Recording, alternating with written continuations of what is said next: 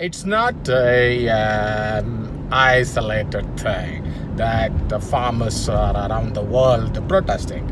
As a matter of fact, Indian farmers are protesting from 2014, and by this 4 years, hundreds and millions of dollars loans have been waived, but still they are protesting. But why they are protesting and why the ruling Hindu nationalist government is afraid of them, and watch Devina Gupta of BBC explains to you. 1,500 kilometers from South India for a protest in Delhi.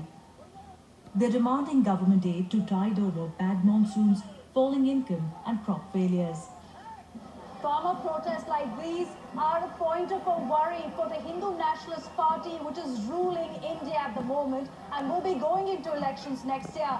Farmers are a traditional vote base for political parties, and there have been at least 4 such protests in just 2 years to demand a better crop production price and also waiver of loans taken by these small farmers. 45-year-old Malika was forced to take a loan after water crisis damaged her crops.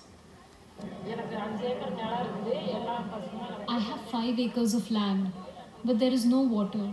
My daughter is going to school, but I can't afford her education anymore.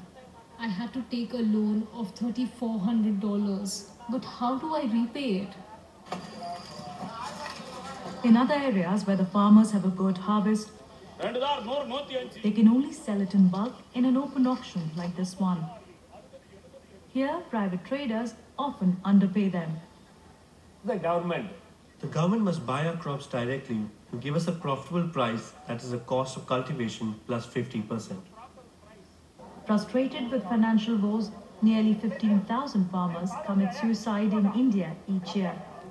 This has forced 7 states to waive off $25 billion worth of farmers' debt since 2014. But economists have raised the red flag on this policy. There's always a perverse incentive given to the farmer not to repay the loans, because I think that if my loan is going to be waived today, then it could also happen tomorrow, and so therefore I'll borrow money knowing very well that I may not have to repay the money. So that's why I'm saying it's a perverse incentive which is there. And then the other ideological issue is that, is it right that we should be penalizing farmers who are actually repaying on time?